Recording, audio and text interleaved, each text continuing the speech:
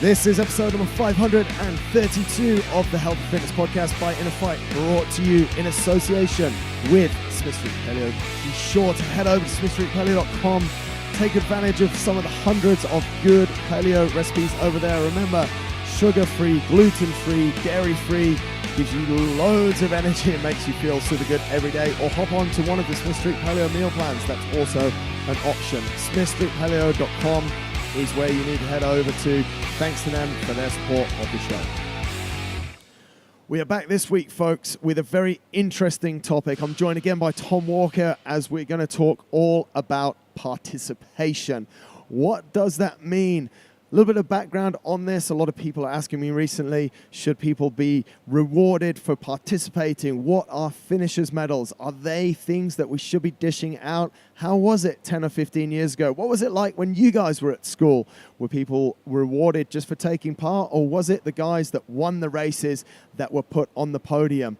And is that the way that we're doing it now in schools? It's obviously changed a lot. We're a lot more inclusive, which is something fantastic because it means that a lot more people are playing sports and getting involved. And ultimately, that's our goal, to get as many people involved in sport as possible. But where is that differentiation between the ones that are winning to the ones that are just taking part? Tom, huge topic, mate. Big. Initial thoughts before we start diving into this. Yeah, actually read something in a psychology paper magazine. Nerd. 57% of people feel trophies should only be given to winners. Wow. Yeah. That's a pretty good stat, huh? Yeah, that is. And then they say that basically the study wraps up with, it's shown that you're more likely to be committed to an activity when you do it out of passion rather than external rewards such as a trophy. Wow. So I'm kind of thinking that people are giving out trophies as little band-aids to stop people getting upset, about not getting anything. But in the long term, are we actually damaging them? Mate, you're obviously a little bit younger than I am. So you're in school like 10 or 15 years after I was. Yeah. Just replay some of your school memories of, like, what did you get rewarded for? Because I think this gives this whole argument or this whole discussion quite a lot of context from both of our sides. Yeah, I think I certainly wasn't in school when there was participation trophies. Right. I can clearly remember sports days, and you got a winner's trophy, and then you got a valedictorian. Was that the best sportsman of the day? Yeah. Those were the big two you wanted. You either want a winner's ribbon or the trophy for best sportsman of the day. Why wouldn't you just get them both? Yeah, I think I did once. Yeah, we used to have it at our school, actually. It used to be called Victor Ludorum.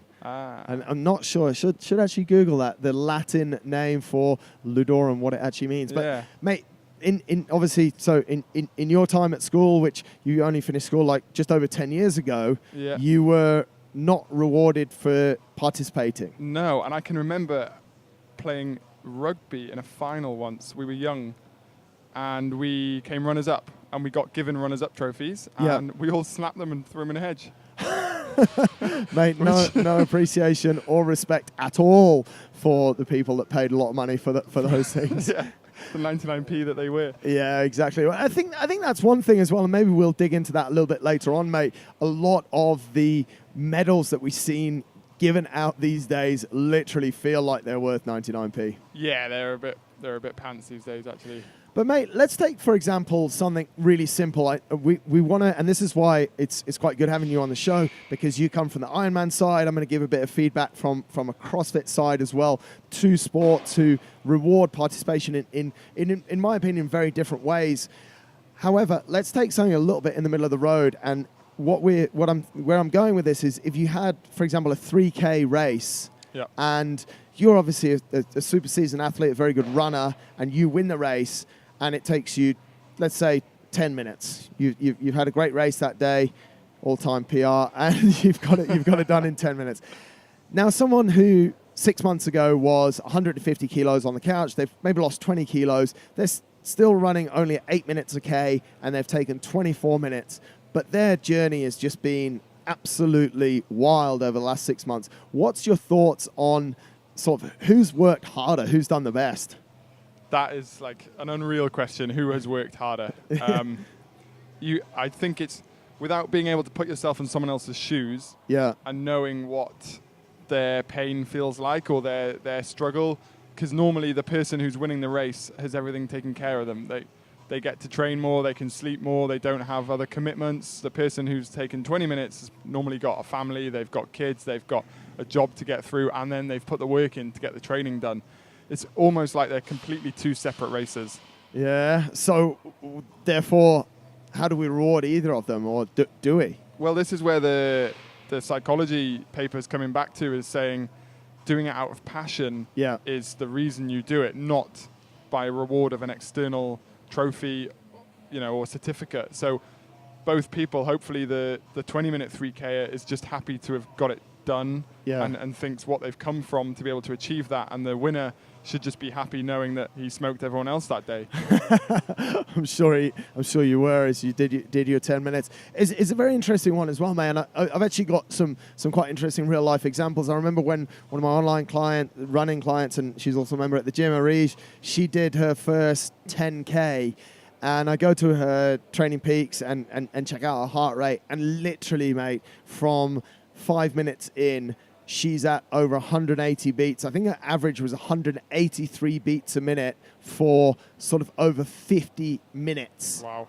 I don't think there's many people that could have been in that threshold or at that point in the red for that long. Like, the pain must just be excruciating. Is it wrist heart rate or strap? It was strap, mate. It was strap, as you know, very strict on what they're wearing. Just because you've got a wrist heart rate or you've got an Apple Watch, it doesn't mean it's working. No, by the way, folks, useless. That's where the joke is there. Useless. But mate, I mean, she's in incredible discomfort for such a long time. But that you're looking at a number there. So 180 beats is obviously sustainable for Arij, or was sustainable for Arij, but for some people, like, who are a little bit more trained and have a deeper aerobic base, that number might be 170. Right. So they're just numbers. They're not actually measure of effort. They're a measure of your effort, but not a measure of effort compared to everybody else. Yeah. So while I agree it's an incredible feat to hold for her, you can't then say, well, the winner only had 170 beats average, so therefore he worked not as hard. Yeah. You know what I mean? Yeah, absolutely, mate. It's difficult. Like, what are we comparing? And what we're trying to do here is we're almost trying to compare apples with pears, aren't we? Exactly, yeah. You said it, like, does the champion of the race, does he have everything laid on for him? And a lot of things are easier. The things that stress people out, like, how do I get to the race? If you're a pro, you get driven to the race. So that whole stress of where am I going to park my car, all of these things are taken away. But maybe you earn that right. I don't know. Yeah, it's something with coaches I see is all the top coaches in the world are your Olympic coaches. They're your, like, top of the tree in football coaches. And it's like, yeah, but they get the best players to work with. Yeah. And so the real best coaches in the world, the grassroots coaches, the guys who are out Sunday mornings tipping down with rain, obviously not here, but around Europe and things. If you look at, like, Michael Phelps's coach, he was taking him in he got him at 8. Right. And then progressed him through all his years up to being the Olympic champion he is today. Now that is a very good coach. He's taken it from day one and progressed it through, and not just done it with Phelps, he's done it with a load of other swimmers. So you can categorically say, what an incredible coach. Yeah. But the guy who sits at the top and waits for the cream of the crop to come in, is he? Yeah, it's so difficult, mate. And I don't think, and that's one of the interesting things about this topic, and I think really about this show as well, mate, is that it's very difficult to have an answer either way. Like, in my opinion, is Phelps' coach the best coach of all time? Like, based on a certain criteria, absolutely he is. Because if you measure the coach on how many gold medals they're delivering for the athlete, then Phelps' coach is the best. But like you alluded to earlier there, like, maybe those coaches get the best talent. So exactly. it's a very difficult one. Mate, let's sort of jump into each individual sport and let's look at Ironman. Tell us a little bit about how people are motivated to Ironman, how they progress. I see this a lot more obviously in endurance sports because there's a start and a finish and it's a race, but people are collecting Ironman medals and there is a big cult around this, even so deep that we see, I don't know what the percentage, there should be a stat out on this, but I reckon around 40% of people that complete an Ironman actually have the Ironman logo tattooed on them. Unbelievable. Talk us through Ironman as a sport, how it rewards people, and some of your thoughts. First thought on Ironman tattoos. No. No? No. I think, I get it though. I get it. I think it's hard for us. We're immersed in the sport. We coach it. I do it. From a personal standpoint, I don't need a medal at the end. Right. I certainly don't need a tattoo. I don't need a bag. I don't need a sticker on my bike. I don't need a sticker on. I don't care about it. I just care about the timing of and the numbers that I've produced in the race. Right. For other people, the bag, the stickers, the medal, the whole build-up is everything, and they can't be wrong because, like you say, probably 40% isn't far off a bad margin. Yeah. And had a quick look earlier. Stats from 2016 is for a full Ironman, there's 40 races each year. Right. And if you've got an average of between 1,500 to 2,000 participants, that gives you a 72,000 total participant rate each year for Ironman. Mate, I'm just gonna throw something out there on the whole. Everyone's so green at the moment. So we're producing 72,000 bits of ribbon and metal that essentially they're not biodegradable. I think Ironman really need to have a look at themselves as a brand. As a brand, I agree. And now add in the 70.3s, double the amount of races to an Ironman. Wow. And so you're going to pretty much have, they reckon 144,000 participants. Wow. Every year. So even if there was a little bit of crossover, we've got somewhere just under 200,000 people are participating under the Ironman brand. Just under Ironman brand. That doesn't add in all the other races going, but you don't see people getting like challenge tattoos or local It's interesting, race isn't tattoos. it? It's just Ironman tattoos, and even if people do a half, they might get half a tattoo. Do you get people getting half a tattoo? Yeah, I've seen halves. Yeah. Really? Yeah. Wow. I know. It's very interesting for folks that don't know what we're talking about. The brand Ironman, which is Ironman Swim, Bike and Run. It has become very normal for people to get their logo tattooed on them as a sign that they have finished the race, which is, it's quite funny as well, mate. The only other, saying that, we do have one person that I know that has Show No Weakness tattooed on them. Really? Yeah, a guy in Australia. Epic. But I saw it quite a bit actually at Marathon des Sables when I was there, and I think it's continued from there, but where people will get the Marathon des Sables logo tattooed on them. I think CrossFit actually tried to do it, or there was a campaign with Reebok where you had to get the Reebok, is it a Vector? I think it's called the Reebok Vector, tattooed on you, and then they chose people that would get free Reebok stuff for life or something like that. Until that campaign was shut down by some customer rights or something like that. I don't think Ironman actively promote the fact you should get a tattoo. Right. I hate on them. I just think it's the most Ironman geek thing you can do. But if it comes from a point of view of being motivated every day by seeing something and knowing you have that, and whatever your journey was to go through it, to get there, to earn the right to have it tattooed on your leg or wherever you get it done, then absolutely 100% I'm behind you. Yeah, and I think this comes back to another point that I wanted to make about Arish. She recently ran the Paris Marathon, and she said... Eiffel Tower tattoo? No, she didn't get an Eiffel Tower tattoo that I know of.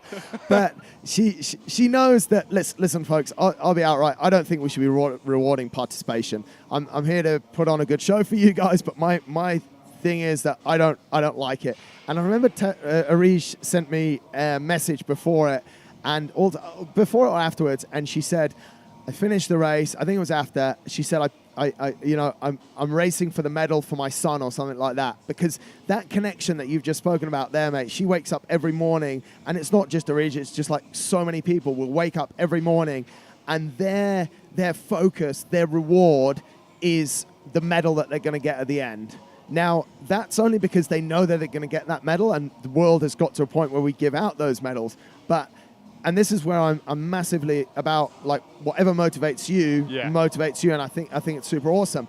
But that whole, and in those dark times of that race, are people they're thinking about crossing that finish line and just grabbing hold of that medal, because it's everything that they've set their sights on. So how do we turn around and say, there's no more medals? Yeah. What would it do to participation levels? Well, actually, interestingly, my father in the UK runs a cycling sportive, and he stopped doing medals for Really? it about 5-6 years ago. Yeah. And actually, and I really respected why he did it. He did it because he wanted to make the sportive a local event. So Right. everything that got put into it needed to be local. Right. And I obviously don't think there's many local medal makers Okay, I back get it. in Pembrokeshire. So Yeah. he did like coasters. That's in the United Kingdom, folks. It's a little place. Just it's not very relevant. He did drinks coasters, Right. made from like local wood, like by a local carpenter. Nice. Then another year he did the one he got the most flack for was locally made hand cream. Right. No one uses hand cream, so Yeah. it was a bad idea. But Yeah. and then another one, I think he's done like wooden plaques. Yeah. Some people loved it. Some people absolutely hated it. Yeah. They're like, no, we just want a medal and a T-shirt. Yeah. Like, I think it's just the way that we've been conditioned. And it's very. That's why I asked you. Obviously, you left school before or after I did, mate. Like, I think it's very new. This whole Really new, yeah. participation, and we should have a medal. And you even get people. I know on Premier Online where you register for races here. Like one of their selling points will be finisher's medal. yeah. It's You know what I mean, mate? Where I want to jump to a little bit. Did you want to say anything else about this tour of Pembrokeshire that no one goes to? No, I don't. Okay, It's only sorry. 2,000 people. That's not bad. 2,000 people with unbiodegradable hand cream running around. What I was thinking as well, though, mate, is that if you look at these big races, is that some of the people like it and some don't. Yes. Where does it make someone?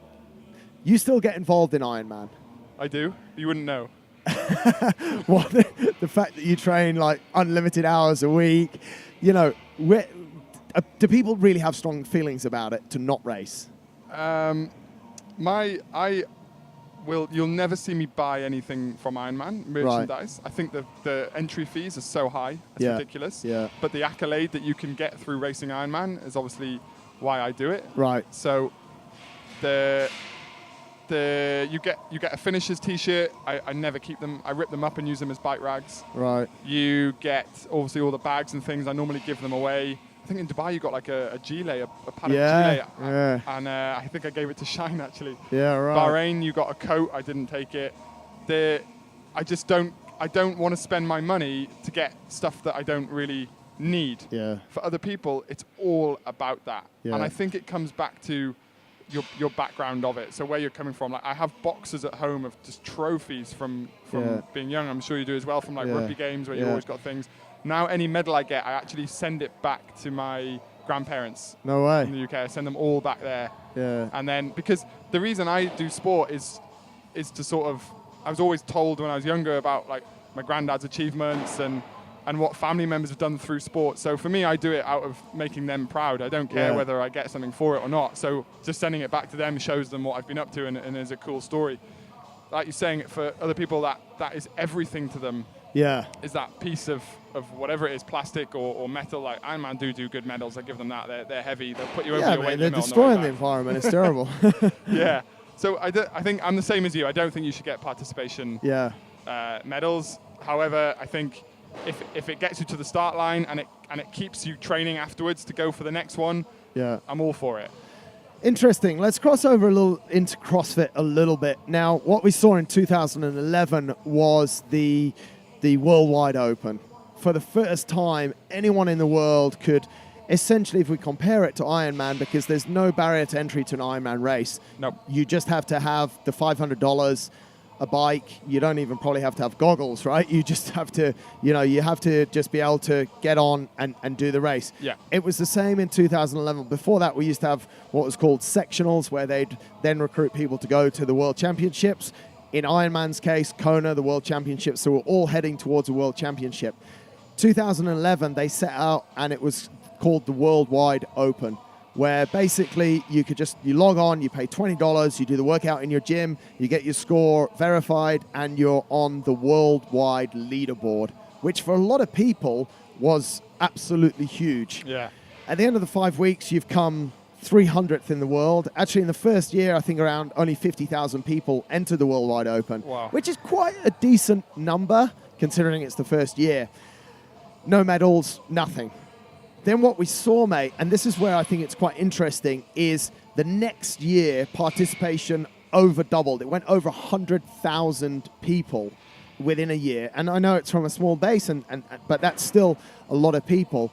Yeah. You're paying, okay, it's a small fee, but for what are you actually getting? You're getting the leaderboard. At least, like you said, when you enter an Ironman race, you're getting a really well-organized race. You're getting a medal at the end. You're getting a gilet. You're getting a bag. And you said it, the Ironman merchandise is actually super nice if you collect merchandise, that is. Yeah, if you want to wear it. It's good gear. But participation continued to grow. Last year, 2018 and 2019, and I would actually argue this is because of the way that CrossFit are behaving, which at the moment is super interesting. I don't know if you've seen recently, they've put a boycott on all social media, so they now don't have any social media accounts. Wow, I didn't know that. Yeah. Just over the weekend, mate. They pulled their Instagram accounts, they pulled all their Facebook accounts. They don't have anything that's related to Facebook because they don't agree with. In short, they don't agree with the way that people's data is being handled that are members of Facebook, Instagram, and obviously those guys own WhatsApp as well. Wow, that's interesting. Yeah, super interesting, mate. Super interesting. So, and obviously last year when they changed the format of the games and they didn't communicate it properly, I think last year, 2018 or 2019, was the first time we saw a decline in the number of people participating in the World Wide Open. The peak, I think, was in around 2016, 2017, when I think I might stand corrected on this, but I think around 300,000 people worldwide participated in the Open. It's amazing. It's amazing. Yeah. It's double the sport of, or almost double the sport of Ironman, yeah. which is huge in itself and gets all of this going around it. But in this sport, your only participation medal, yeah. if you like, is the leaderboard, the worldwide leaderboard. And this is, to me, this is the participation drug, because the way that the Open works, which most of our listeners know, you submit your score on a Monday evening. By Wednesday, everything's verified. You move up, you move down. I see you from last week. You're in Wales. I'm here in Dubai, and we're kind of fighting each other. And then I can filter by, I can filter down to the fact that entrepreneurs in Al Quoz, and suddenly I'm number one on that leaderboard or something like that. Yeah. But that's the drug for it, mate. Which is super interesting, right? So a lot of people will then set goals against, okay, last year I was in, and when they brought in the scale division, it was even better, because it's like last year I was the top 100 in my age group. So we've now got age, we've got region, we've got, as I said, we've got profession, you've got all these things. So next year, my goal is to be in the top 50. And that's the motivation. Yeah. Actually, it reminds me of Park Run in the UK. Right. Yeah. Big time. You get nothing for finishing that. But the growth of it is insane. Yeah. Absolutely insane. And I think you might get a T-shirt after you've done your first 100. Something like that. You have to do 100 5K races to get a T-shirt. Yeah, and it's a 5K race, and it's every Saturday. Yeah. It's free. Yeah. And I think the most I heard, I used to do Southampton's quite a lot when I was in university there, and you would get 80 odd people showing up in the park on a Saturday morning. You get 80 odd at that particular race, mate, but there's in some towns or cities, there's about 4 of these on a single day. Yeah, I think the busiest is Bushy Park in London. Really? Yeah, and it's like hundreds of people. Yeah. Hundreds. Bushy Park, if you look back on some of my social media, folks, you can see me there with the deers. It's where one of the kings... We actually ran through there on your interview, didn't we, mate? Did we go through Bushy Park? Yeah, it's right next door to Andrew's house, yeah. It's but yeah, I mean, and that's something that's got a massively huge growth rate, and it has no reward. No reward. But you sort of, I think the same with CrossFit is, like, what's your 5K time? Yeah. Well, in CrossFit, you've got your hero workouts, right? Yeah. So, and then people say, oh, what did you get in Open workout week 1? Or they name them, don't they? They do like year. Yeah, 19.1, 19.2, right. Yeah.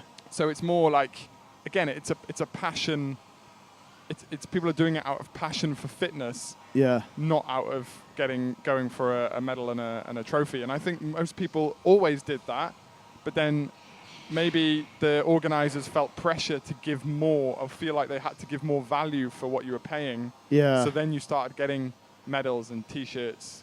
I think that's one thing as well. I think when you charge a certain price, there's some sort of, there's maybe some sort of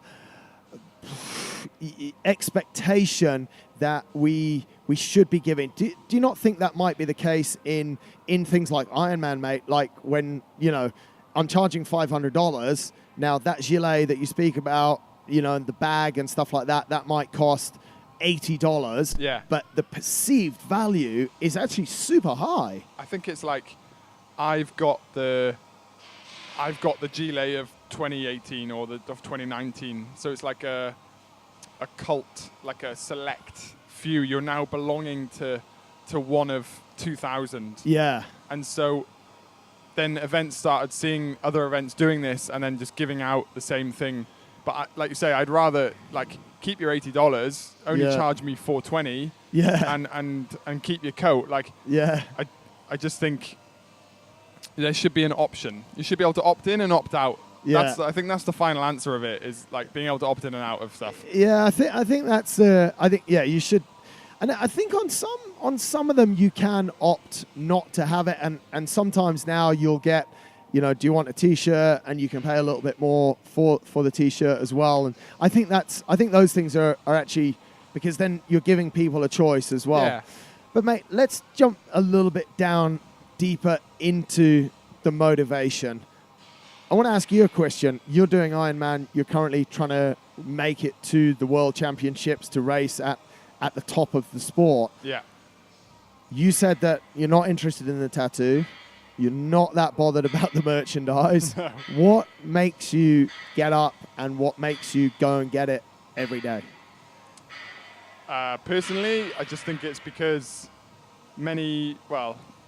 5, 6, 7 years ago, Ironman was just a complete alien to me. Yeah. And making it to the World Championships was so far out of my reach. I didn't ever think I could get there. Yeah. And then slowly, as the years have gone on and you start ticking other boxes and achieving certain times in other races, it becomes a reality. And now it's definitely right in the forefront, staring me in the face. So it's just getting up every day, and the feeling I know I'll have when you say, you're going to the World Champs. It's like, it makes me think, why do I want this so badly? And I think it's just a pure inner drive that goal has been set, and it's going to get done. Yeah. Yeah, it's super interesting, mate, but it's very different from a lot of the way that other people will think about it. Because if we go back to what we were saying at the start, people are racing for medals.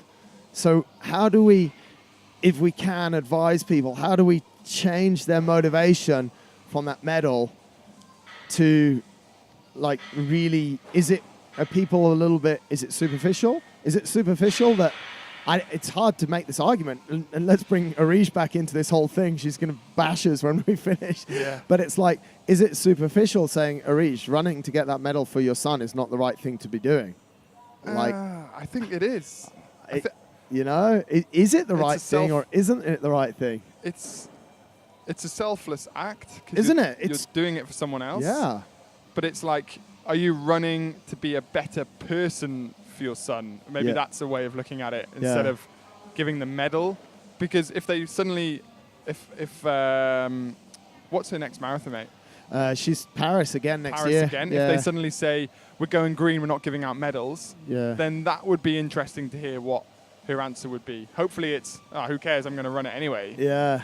But if people are then saying, I'm not going to this certain race because they don't give out good merchandise afterwards, then I think, okay, now you need to look at why you're doing it. We definitely want to hear from you on this, folks. What's your views? Comment in the comment section of the podcast. Leave your views over on Instagram, or if you're watching the YouTube version, which I highly encourage you to do, because you get to see us directly in the face. Awesome. And you get to see Tom's interesting suntan that his iPhone 22 camera is providing him at the moment. It's actually quite funny. Your camera keeps freezing as well, and that just shows how authentic and live this show is, and we don't edit it that much. But we want to know from you guys, what are your thoughts? Arij is definitely going to be telling us. She's going to be commenting everywhere. I think Kim Smith's, she's definitely one of the listeners. She's one of your clients as well. Yeah. She would definitely have some thoughts on it as well. One thing that I think is going to be difficult is going to be to reverse, to go back. I don't think there is any going back. And I think this is one of the things that, I don't think it frightens me, but I think it's quite sad about where we're at in schools now as well, is that we can't, once we start rewarding the kids, or once we say, because I think from a school perspective, it's like we don't want any discrimination, which is great. But I think identifying the top performers, not only in sport, but also in the classroom, I think is very important. Because when I saw people beating me in the classroom, I didn't care. But when I saw people beating me on the sports field, I can remember prize giving, be it at speech day or be it on an athletics meet, or even when people were getting given their colours badges in assemblies, and I wasn't given one. Like the drive to be the next person to get my colours badge, or to be on the podium next speech day, or whatever it was, went absolutely through the roof. Yeah. I think I can remember the same. There's a saying: if you reward mediocrity, you're only ever going to get mediocrity. Yeah. So we are rewarding it. Yeah. You're rewarding people for being average. Yeah. So they're always going to be average.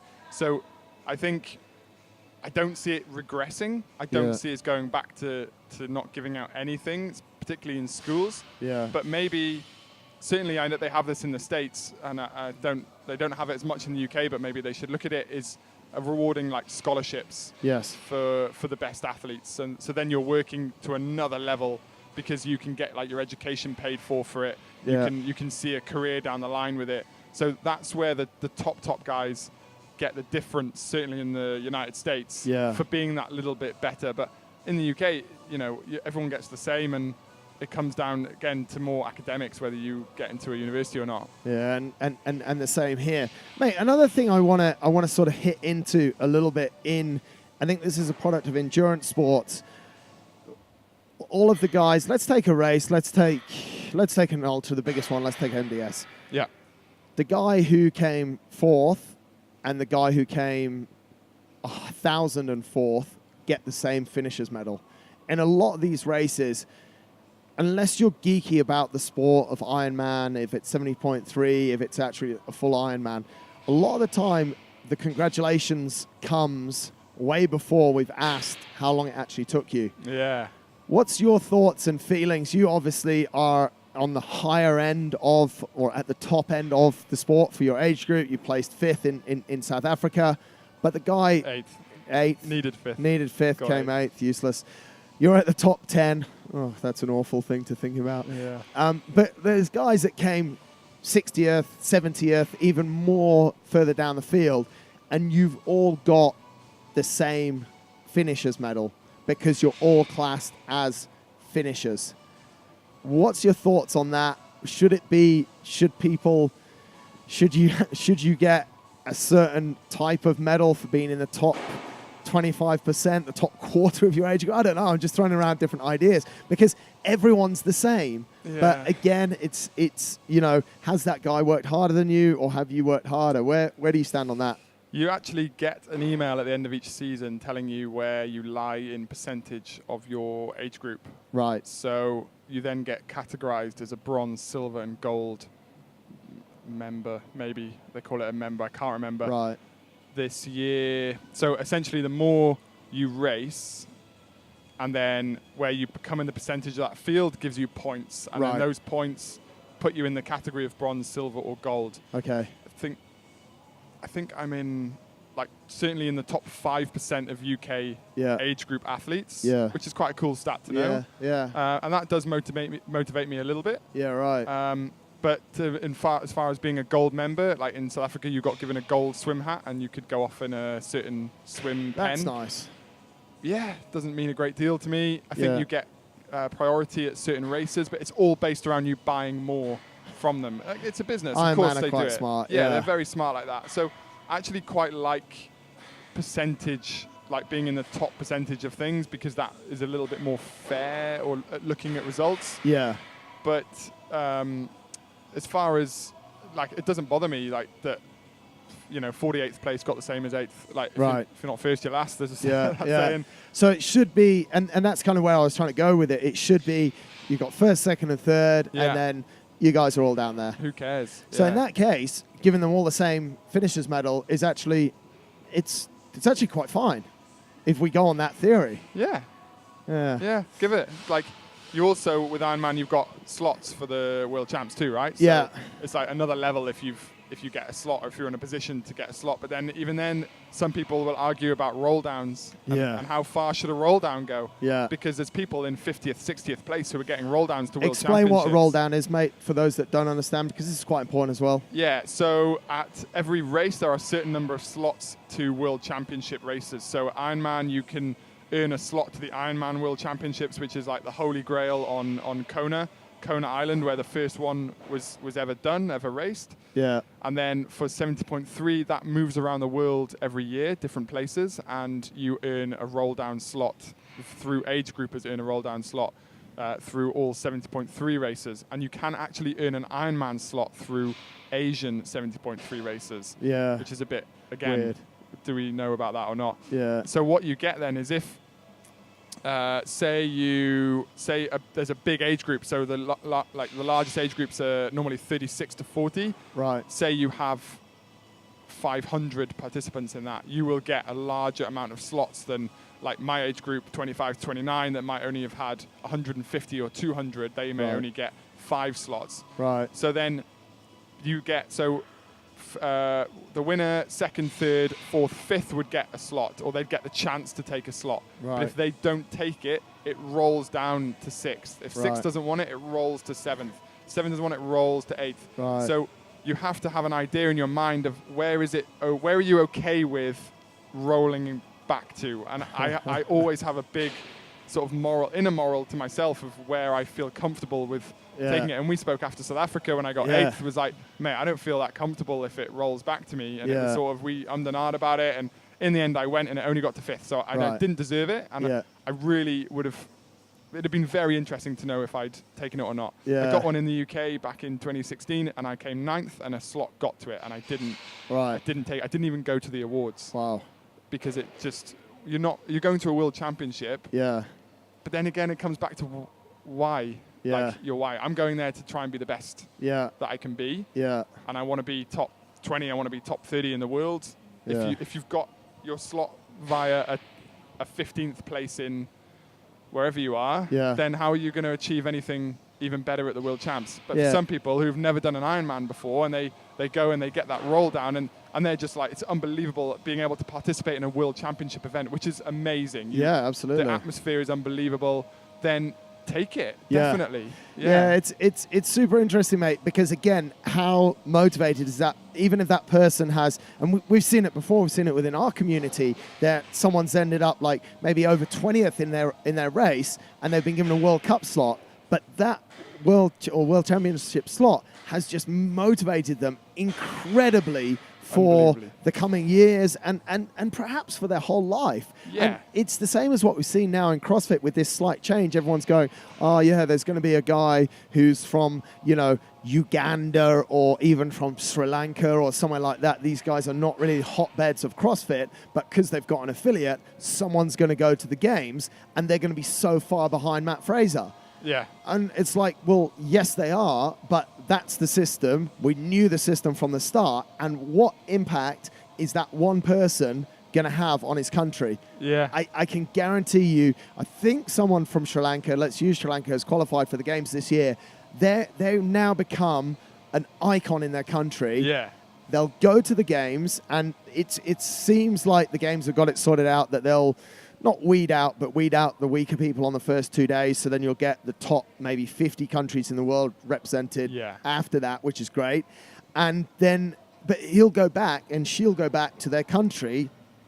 The growth of the sport will explode. Yeah. They'll inspire so many other people to do CrossFit in their country. Yeah.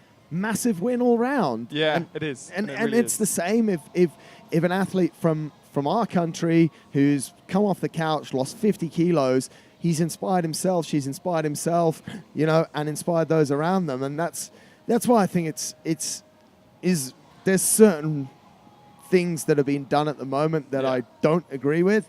But it's so hard to argue the roll down or the increase in participation in CrossFit from all these different countries of the world, isn't it? Yeah, and it all comes back to personal preference on the day. I mean, I witnessed with you when you're doing your marathons, crossing the line at DIT and refusing the medal. Yeah. Which, is a super nice gesture of them to do it, but you just weren't interested. And it was like, people are like, oh, he doesn't want a medal. It's like, who cares? Like, it's your choice. Yeah. Like, I just let them put it around my neck and then I'll take it off quite quickly afterwards. Because to them, it's really nice and everyone sees and you get the medal, great. Yeah. To you, it doesn't mean anything. And who cares? And some people I remember saying, oh, you should just accept the medal. It's like, well, but if he doesn't want to, he doesn't want to. And so participate for your reasons. Yeah. It's actually quite funny because I have at home, and I don't know where Holly's put it now, but when I was second in the Mount Sana race, they gave me the rock. You got one. Mine as well. says first on it. Yeah, exactly. and I purposely, because Holly knows I hate it, I purposely just brought it home and just left it lying around. She's not throwing it out yet, but it means absolutely nothing to me. Yeah. And I just leave it lying around. Same with the medal. I brought the medal back from Sri Lanka and I put it next to it to sort of wind her up. But I noticed over the weekend they're not where they were before, so maybe she's taken them. But no, absolutely no sort of feelings connected to them at all.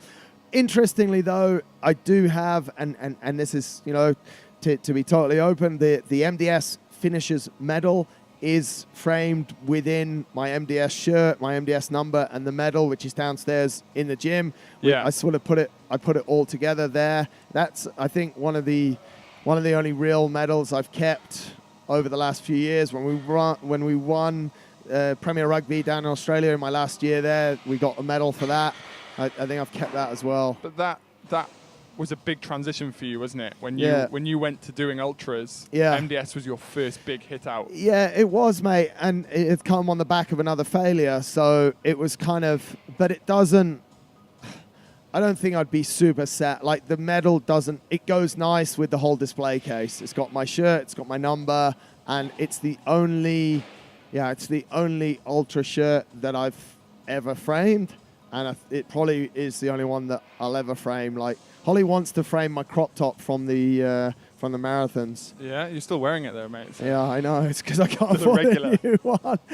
But no, I have another one now. It's Taylor Stitch, Taylor Swift. It's super nice. I think it's a super interesting topic, mate. We've rambled on for 40 odd minutes there, and hopefully we haven't offended too many people. I think the objective of this show is to sort of make people think a little bit about what motivates them, what they're doing it for. I don't think it's wrong that people are going for that medal. I do think that we're facing motivational issues amongst children and rewarding children too easily nowadays. And I don't mean to sound really old school on that, but I think, as it was when I was young, like my dad, I remember when I ran English schools cross country, and Dad said, "Where did you come?" And I was like, I came just under 200 in the whole of England. And he goes, "That's not very good, is it?" And I'm like, "Dad, it's the whole of England." Like, I said, "I know I'm not in the top 10 in England, but it's the whole of England." He goes, "Yeah, but it's not very good, right?" And I just couldn't say anything. I was just like, "Yeah, you're actually right. I'm pretty crap at this." And I think we're obviously worried for a lot of kids that will send their motivation backwards and push them into other things. And I think that's a fine line as well. And luckily, I responded to my dad's encouragement in the way that I did. But I think what we're seeing now, and the way that we have to be all inclusive, I think you can be super all inclusive, but reward kids definitely in different ways. Yeah, and I think rewarding more within training environments is also going to help. So if rewarding within training, say, it can be a pat on the back, it can be a massive well done, it can be going and getting a treat, a healthy one, or having a certain day somewhere because someone's trained 5 times in a row, or Yeah. has turned up and maybe encouraged someone else to come along with them, then that's awesome. And then the reward you'll get from training hard and turning up and dedicating to it will come through results when you race anyway. Yeah. But you can just not train and show up and get rewarded for it. Yeah. And so I think rewarding and giving motivation within training is so much more important than doing it in races. And that's what's going to continue on an ongoing basis, isn't it? That's what's going to keep these kids going, because the training happens every day, whereas the races are only sort of every so often. There we go, folks. That has been all about participation. We obviously encourage you guys to participate, and if you are, like Arish does at times, running to get that medal for your child, we want to encourage that, but we also want you to think a little bit different. We want to think about how we're encouraging kids these days. But if you want to go out and get an Ironman tattoo, and that means the world for you, just go and do it. Thanks a lot for tuning in. Please give us your feedback. Let us know what you think on any of the platforms. We'll catch you next time.